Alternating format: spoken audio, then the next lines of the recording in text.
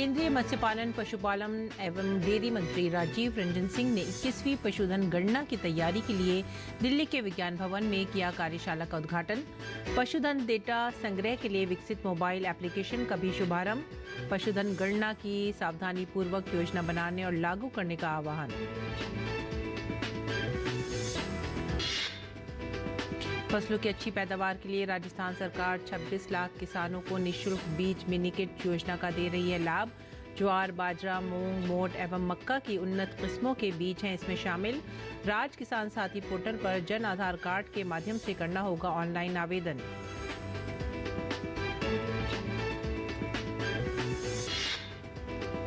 सरकार कपड़ा उद्योग के लिए स्वीकृत 10,000 करोड़ रुपए से अधिक की PLI स्कीम का विस्तार परिधान क्षेत्र तक करने पर कर रही है विचार। भारत अंतर्राष्ट्रीय परिधान मेला को संबोधित करते हुए कपड़ा मंत्री गिरिराज सिंह ने कहा, कपड़ा निर्यात बढ़ाने के हैं अपार अवसर।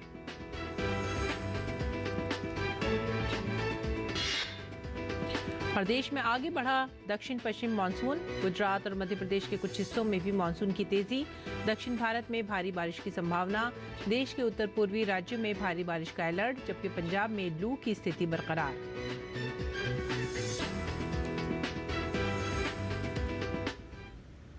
खबरें विस्तार से। केंद्रीय मत्स्य, पशुपालन एवं डेयरी मंत्री राजीव रंजन सिंह उर्फ लल्लन सिंह ने दिल्ली के विज्ञान भवन में 21वीं पशुधन गणना की तैयारी के लिए राज्यों और केंद्र शासित प्रदेशों को रणनीति बनाने और सशक्त करने के लिए कार्यशाला का उद्घाटन किया।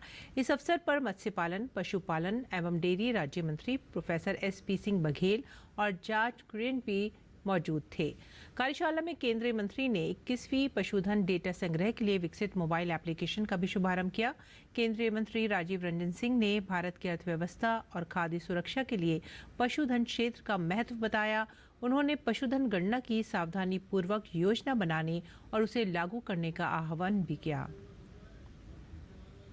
इसमें हम पूरे देश भर में लाइव स्टॉक की गणना करते हैं और उनमें कई तरह की जो प्रजातियां हैं, जो बीमारी है, उन सबों का हम डेटा कलेक्शन करते हैं और उसके आधार पर भविष्य में हम नीति निर्धारण में वो काफ़ी हमारा मददगार होता है। तो इसलिए ये आने वाले समय में हमको जो पशुधन और डेयरी के विकास के लिए जो नीति निर्धारित करना है उसमें बहुत बड़ा सहयोगी होगा।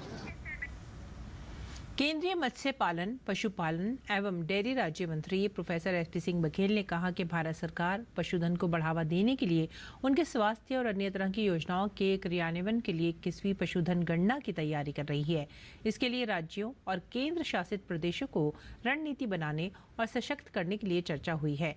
देश में पशुगणना के विषय पर हमारे संवाददाता OP यादव ने बात की केंद्रीय मत्स्य पालन, पशुपालन एवं डेयरी राज्य मंत्री प्रोफेसर SP सिंह बघेल से।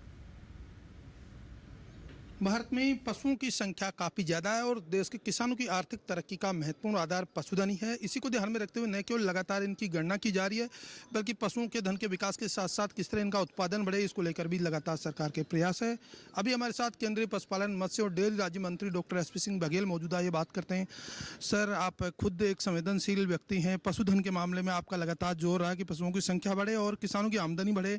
जनगणना भी हो रही है। पशुओं की जनगणना कितना जरूरी है आज के संदर्भ में, इनके स्वास्थ्य और अन्य चीज़ों के मामले में? बेहद खुशी की बात है। आज विज्ञान भवन में एक वर्कशॉप है जिसमें 21वीं लाइफ स्टॉक सेंसस के बारे में रूपरेखा तैयार की जा रही है। उसी का प्रशिक्षण दिया जा रहा है और सितंबर से लेकर दिसंबर 2024 तक ये पशुओं की संगणना की जाएगी। वो इसलिए ज़रूरी है कि उसी के आधार पर हम वैक्सीन के लिए फाइनेंस से पैसा मांगेंगे या नीति आयोग में जाएंगे। उसी के अनुसार चारागाह विकसित, उसी के अनुसार उन्नत किस्म की नस्लें कितनी कम हैं, कौन सी अच्छी हैं, उसी के अनुसार FMD वगैरह की वैक्सीनेशन, बीज वगैरह और उनके लिए दवाइयाँ, उसी के अनुसार अस्पताल, उसी के अनुसार डॉक्टर्स, ये सब आंकड़े जब आएंगे तभी जा कर के बजट उसके अनुसार मिलेगा। सरकार का लगातार प्रयास रहा है कि पशुधन की संख्या बढ़े, दुधारू पशुओं की संख्या बढ़े और उनका दूध उत्पादन भी बढ़े, ताकि किसानों की आर्थिक तरक्की के साथ इनके जो बाय प्रोडक्ट्स है उनके जरिए भी उनकी आमदनी के विकल्प बढ़े। आपने भी इस पर लगातार ध्यान दिया, तो ये चीज़ें भविष्य में किस तरह हम देखते हैं? देखिए, जो प्रधानमंत्री जी के दिल के बहुत करीब इच्छा है कि किसानों की आय दुगनी हो। वो खेती परंपरागत से तो हो नहीं पा रही है, अगर उससे होती तो सब लोग अरबपति होते। तो 5 बीघे ज़मीन वाला उतना मालदार नहीं है, अगर उसके पास 4 साहीवाल गाय हैं तो वो उसकी आर्थिक स्थिति ज़्यादा ठीक है। तो हम किसान की आय दुगनी कर सकते हैं पशुपालन, अच्छे पशुपालन द्वारा, मुर्गी पालन, मधुमक्खी पालन, मछली पालन, सूअर के पालन, ड्रिप इरिगेशन इस्तेमाल करके लागत कम करें, स्प्रिंकलर इरिगेशन, नैनो यूरिया का प्रयोग करके, नैनो डीएपी का प्रयोग करके, फूलों की खेती, फलों की खेती, प्राकृतिक खेती और ऑर्गेनिक फार्मिंग के द्वारा किसान अपनी आय को दुगना कर सकता है। और ये जानवर नहीं है, हमारे मित्र भी हैं और एक सदियों से रिश्ता है। तो अब जब जनगणना होती है और ज़्यादा आते हैं तो वो लाइबिलिटी हो जाती है, और एनिमल्स की अगर पशु गणना ज़्यादा होती है तो ये हमारी एसेट्स हो जाता है। स्वदेशी गौ संवर्धन पर लगातार ध्यान दिया जा रहा है। भारत की जो देसी गाय हैं उनको विदेशों में लेकर जाकर उत्पादन भी बढ़ाया गया, लेकिन अभी हमारे भी बीती सरकारों ने ध्यान नहीं दिया। 2014 से इस पर महत्वपूर्ण फोकस दिया गया है। तो ये कितना जरूरी है स्वदेशी गौ संवर्धन के जरिए एक जो गौपालक है उसकी आमदनी बढ़ाना? बहुत ही ज़्यादा इंडिजीनियस ब्रीड ही लाभकारी है। जो हमारी देसी गाय है उसी के दूध अमृत के तुल्य है, और उसी के गोबर में, मूत्र में पंचगव्य जैसे बनता है। ये विदेशी गायों में नहीं है, ये गुण भगवान ने उनको नहीं दिया है। तो हमारी साहीवाल है, थारपारकर है, गिर है, हरियाणवी गाय है या गंगा तीरी गाय है, कुछ राज्यों की अपनी और होती हैं। तो इन गायों को हमें संवर्धन और संरक्षण करना ही पड़ेगा। तो केंद्रीय पशुपालन, डेयरी और मत्स्य राज्य मंत्री डॉक्टर एसपी सिंह बघेल, जिनका मानना है कि पशुओं की गणना के जरिए एक और जहाँ इनके स्वास्थ्य और अन्य संबंधी कार्यों में मदद मिलेगी, वहीं दूसरी ओर पशुधन के जरिए किसानों की आर्थिक तरक्की के विकल्प भी बढ़ेंगे। मेरे सहयोगी कैमरामैन विश्वबंधु के साथ में OP Yadav, DD news, Delhi. और फसलों की अच्छी पैदावार के लिए उन्नत किस्मों के प्रमाणित बीजों का होना बेहद ज़रूरी है, जिसको देखते हुए कृषि विभाग राजस्थान द्वारा खरीफ फसलों की उपज बढ़ाने के लिए किसानों को उन्नत किस्मों के बीज मिनी किट फ्री में दिए जा रहे हैं। इसमें जवार, बाजरा, मूंग, मोट एवं मक्का की उन्नत किस्मों के बीज शामिल हैं। राज्य के 26 लाख किसानों को निःशुल्क बीज मिनी किट योजना का लाभ दिया जाएगा।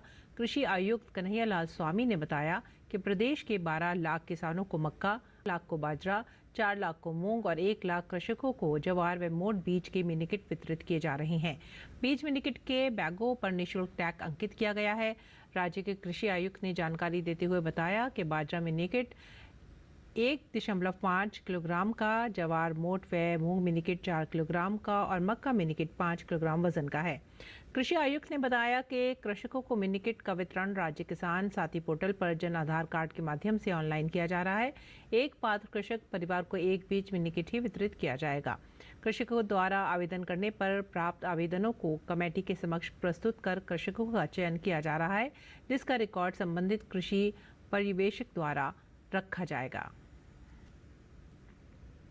कपड़ा मंत्री गिरिराज सिंह ने कहा है कि सरकार ने कपड़ा उद्योग के लिए स्वीकृत 10,000 करोड़ रुपए से अधिक की उत्पादन से जुड़ी प्रोत्साहन PLI स्कीम का विस्तार परिधान क्षेत्र तक करने पर भी विचार किया जा रहा है।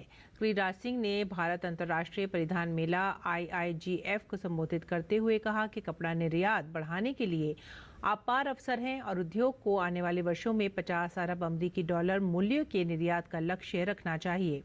सरकार ने वर्ष 2021 में मानव निर्मित रेशे MMF से बने परिधान, MMF कपड़े और तकनीकी वस्त्रों के उत्पादों का घरेलू उत्पादन बढ़ाने के लिए 5 साल की अवधि में 10,683 करोड़ रुपए के स्वीकृत परिव्यय के साथ कपड़ा क्षेत्र के लिए PLI योजना को मंजूरी दी थी। सिंह ने कहा कि हम परिधान क्षेत्र को भी इस योजना के दायरे में लाने पर विचार कर रहे हैं। उन्होंने कहा कि भारतीय कपड़ा उद्योग का बाजार लगभग 165 अरब डॉलर का है और इसे 350 अरब डॉलर तक ले जाना है। उन्होंने कहा कि मंत्रालय इस क्षेत्र में चीन से आगे निकलने के लिए एक रूपरेखा तैयार कर रहा है। मंत्री ने उद्योग को घरेलू विनिर्माण को बढ़ावा देने के लिए हब और स्पोक मॉडल को अपनाने का सुझाव भी दिया।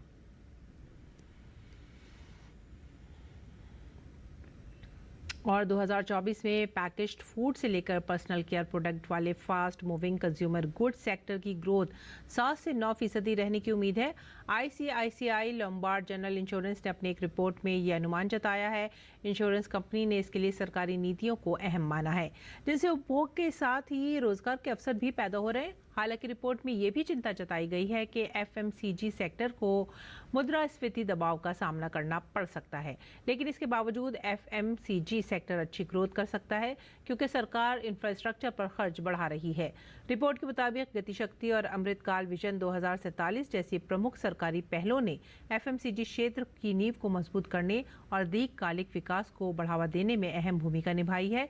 इनकी वजह से एफएमसीजी क्षेत्र के लिए जोखिम सूचकांक 68 से घटकर 66 हो गया है। रिपोर्ट में उम्मीद जताई गई है कि अगर मानसून अच्छा रहता है तो एफएमसीजी सेक्टर की ग्रोथ और भी बेहतर हो सकती है।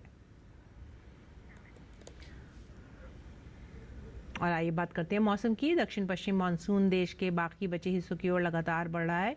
मानसून गुजरात और मध्य प्रदेश के कुछ हिस्सों में आगे बढ़ा है।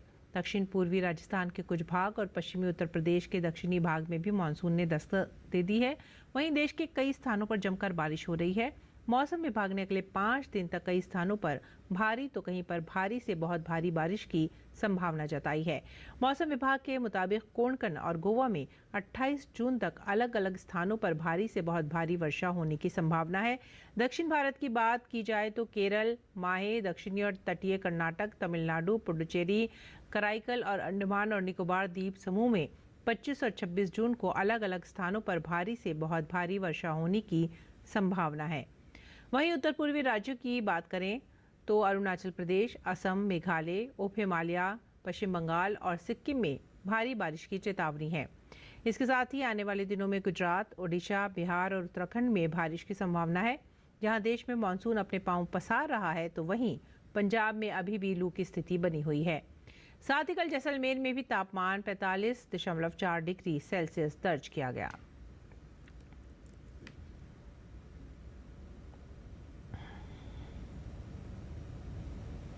और इस बीच तमिलनाडु के नीलगिरी के कई इलाकों में आज जोरदार बारिश हुई है। बारिश के बाद जिले के पंडालूर, गुड्डालूर इलाकों के स्कूलों में छुट्टी घोषित कर दी गई।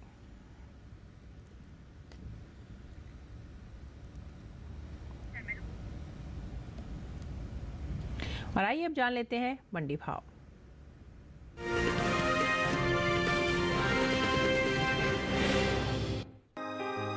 केंद्र सरकार ने विपणन सत्र 2024-25 के लिए 14 खरीफ फसलों के न्यूनतम समर्थन मूल्य में बढ़ोतरी की है। सरकार के इस फैसले से किसानों को उनकी फसलों का उचित दाम मिलेगा, साथ ही आय में भी वृद्धि होगी। खरीफ दालों में शामिल तुअर यानी अरहर दाल की एमएसपी में सबसे ज्यादा बढ़ोतरी हुई है।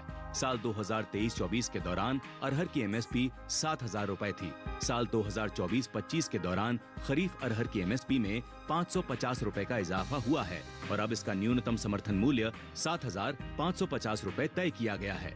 मंगलवार को ज्यादातर कृषि उपज मंडियों में अरहर की आवक सामान्य देखने को मिली। एगमार्कनेट के मुताबिक देश की अलग अलग मंडियों में अरहर के भाव कुछ इस प्रकार रहे।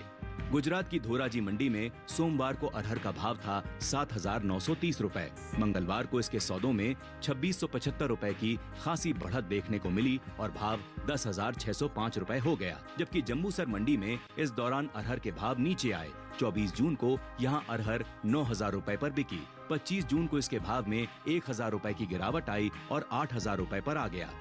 गुजरात की ही राजकोट मंडी में 24 जून को अरहर का भाव था 9,675 रुपए। 25 जून को इसके भाव में 1,075 रुपए की तेजी देखने को मिली, जिसके बाद अरहर 10,750 रुपए पर जा पहुंची। कर्नाटक की लिंगसुगूर मंडी में इस दौरान अरहर के भाव में तेजी रही। 24 जून को यहां अरहर का भाव रहा 11,000 रुपए। 25 जून को इसका भाव 90 रुपए बढ़कर 11,090 रुपए हो गया। पश्चिम बंगाल की आसनसोल मंडी में सोमवार को अरहर का भाव था 9,600 रुपए। मंगलवार को इसके सौदों में 100 रुपए की बढ़त रही और भाव हो गया 9,700 रुपए। अरहर की पैदावार पर नजर डालें तो घरेलू स्तर पर इस साल खरीफ अरहर की उपज में बढ़त देखने को मिल सकती है। कृषि मंत्रालय की ओर से जारी ताजा आंकड़ों के मुताबिक साल 2023-24 के दौरान खरीफ अरहर की पैदावार 33.39 लाख टन होने का अनुमान जताया गया है, जबकि बीते साल इस दौरान खरीफ अरहर की उपज 33.12 लाख टन रही थी।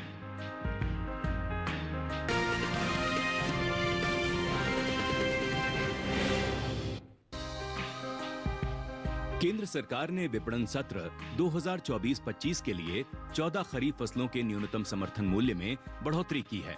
जिसमें ज्वार भी शामिल है। सरकार के इस फैसले से किसानों को उनकी फसलों का उचित दाम मिलेगा, साथ ही आय में वृद्धि होगी।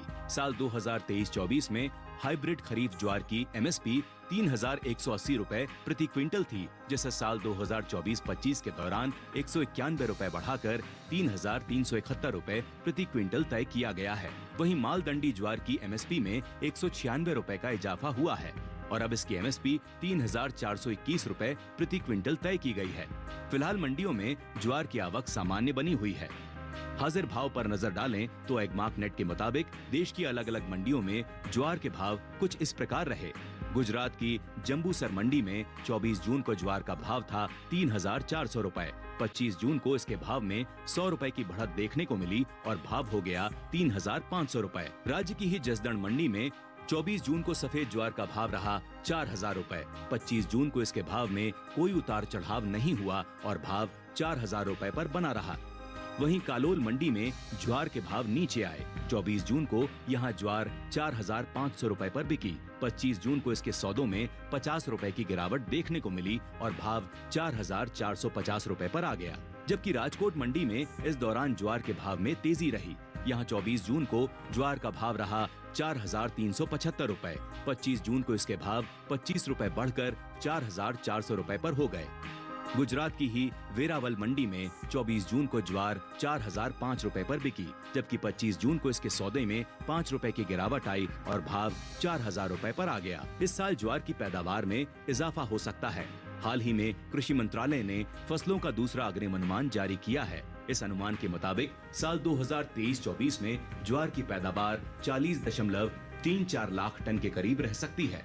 वहीं बीते साल के आंकड़ों पर नजर डालें तो बीते साल इस अवधि में ज्वार की पैदावार 38.14 लाख टन रही थी। यानी इस साल ज्वार की उपज पिछले साल की तुलना में 2,20,000 टन ज्यादा रह सकती है।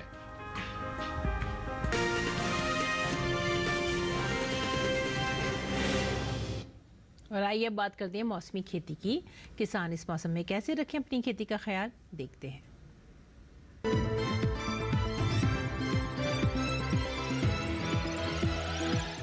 नमस्कार, आप देख रहे हैं डीडी किसान।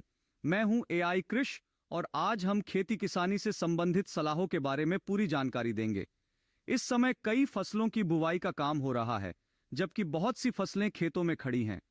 उत्तर प्रदेश और उत्तराखंड के किसान इस समय खेतों में कौन कौन से कृषि कार्य कर सकते हैं, जानने के लिए देखते हैं ये रिपोर्ट। धान की बुवाई का समय चल रहा है। उत्तर प्रदेश में आप अपने इलाके के हिसाब से धान की किस्मों का चुनाव करें। उत्तर प्रदेश के किसान चाहें तो मक्का की देर से पकने वाली किस्में भी बो सकते हैं। वहीं मूंग के खेतों में इस समय काले सिर और सफेद शरीर वाले कैटरपिलर का हमला देखा जा रहा है। इन कीटों के शरीर पर काले रंग के धब्बे भी दिखाई दे रहे हैं। ये कीट छोटे पौधों पर ज्यादा हमलावर हैं। इनसे बचाव के लिए नीम के तेल का 5% घोल बनाएं और 2 बार छिड़काव करें। पहला छिड़काव अभी कर लें और दूसरा 1 हफ्ते के बाद करें। बरसात के मौसम में बारिश का पानी खेतों की मिट्टी को बहुत नरम बना देता है। ऐसे में हल्की सी हवा गन्ने की फसल को गिरा सकती है। इससे बचने के लिए गन्ने की जड़ों पर मिट्टी चढ़ा लें। मिट्टी चढ़ाने से खरपतवार भी खत्म हो जाएंगे। उत्तराखंड के किसान भी इस समय धान की रोपाई कर सकते हैं। यहाँ बारानी इलाकों में मक्का की बुवाई भी की जा सकती है। इसी तरह रागी बोने का भी सही समय चल रहा है। यहाँ के किसान अभी कद्दू वर्गीय सब्जियों की बुवाई या रोपाई भी कर सकते हैं। वहीं किसान शिमला मिर्च के खेत की लगातार निगरानी करते रहे। जिन किसानों ने पॉलीहाउस में शिमला मिर्च लगा रखी है, वो चूषक कीट से फसल को बचाने के उपाय करें। उत्तराखंड में कीवी के बागों में इस समय फल विकसित हो रहे हैं। बरसात के दौरान बाग में जलभराव ना होने दें। साथ ही कीवी की बेलों और पौधों को उपयुक्त सहारा दें। दूसरी ओर जिन किसानों ने अपने खेतों में अरहर लगा रखी है, वो समय समय पर निराई गुड़ाई करते रहें और जरूरत पड़ने पर पानी भी देते रहें। इसी तरह कृषि और किसानों से जुड़ी हर महत्वपूर्ण जानकारी के लिए हमारे साथ जुड़े रहिए और देखते रहिए डीडी किसान। धन्यवाद।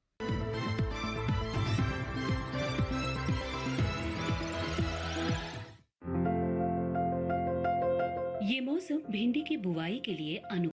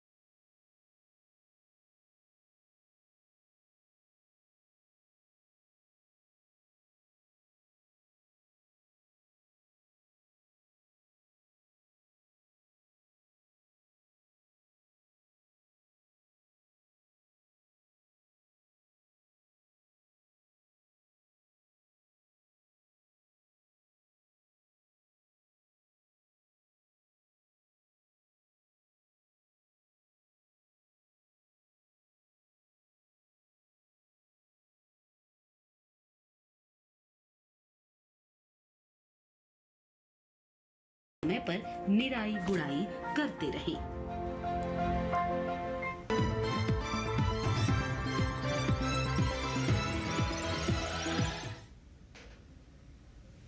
और आइए अब नजर डालते हैं कुछ और खबरों पर। खास खबर में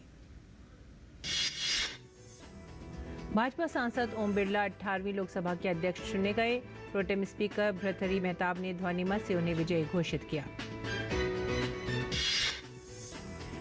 लोकसभा अध्यक्ष चुने जाने पर प्रधानमंत्री नरेंद्र मोदी ने ओम बिरला को दी बधाई। कहा, अमृतकाल के इस महत्वपूर्ण कालखंड में दूसरी बार इस पद पर विराजमान होना बहुत बड़ा दायित्व। कांग्रेस सांसदों ने आज सुबह कांग्रेस संसदीय दल कार्यालय में बैठक की। राहुल गांधी को लोकसभा में विपक्ष का नेता चुने जाने पर बधाई दी गई। राष्ट्रपति द्रौपदी मुर्मू गुरुवार को लोकसभा और राज्यसभा की संयुक्त बैठक को संबोधित करेंगी। गुरुवार को ही राज्यसभा के सत्र की भी होगी शुरुआत। सीबीआई ने आबकारी नीति मामले में अरविंद केजरीवाल को औपचारिक रूप से गिरफ्तार किया। राउज एवेन्यू कोर्ट ने सीबीआई को केजरीवाल से अदालत में पूछताछ और उनकी गिरफ्तारी की मांग से जुड़े दस्तावेज पेश करने की इजाजत दी। विकास की राह में बड़ा बदलाव करने की दहलीज पर भारत। आरबीआई गवर्नर ने बताया 8% विकास दर की तरफ बढ़ रहा है देश। जीएसटी को बताया आजादी के बाद सबसे बड़ा सुधारों में से एक। सूक्ष्म लघु एवं मध्यम उद्यम मंत्रालय 27 जून को उद्यमी भारत MSME दिवस मनाएगा। केंद्रीय MSME मंत्री जितेंद्र राम मांझी उद्यमी भारत MSME दिवस कार्यक्रम की करेंगे अध्यक्षता। जम्मू में अमरनाथ यात्रा के लिए ऑफलाइन पंजीकरण शुरू हो गया है। यात्रा के लिए ऑफलाइन पंजीकरण स्थल पर तीर्थ यात्रियों की भारी भीड़ देखी गई। अंतर्राष्ट्रीय नशा निवारण दिवस के मौके पर जम्मू कश्मीर के श्रीनगर में वॉक फॉर यूथ का आयोजन किया गया। इसका उद्देश्य युवाओं को नशीले पदार्थों से सचेत करना और जागरूक करना था। ई टिकट बुकिंग को लेकर सोशल मीडिया पर वायरल हो रही सभी भ्रामक सूचनाओं पर IRCTC का जवाब। कहा, व्यक्तिगत अकाउंट से महीने में 12 ई टिकट बुक करना अपराध नहीं। इसी के साथ ही आप हमारी पूरी टीम को दीजिए आज्ञा। नमस्कार।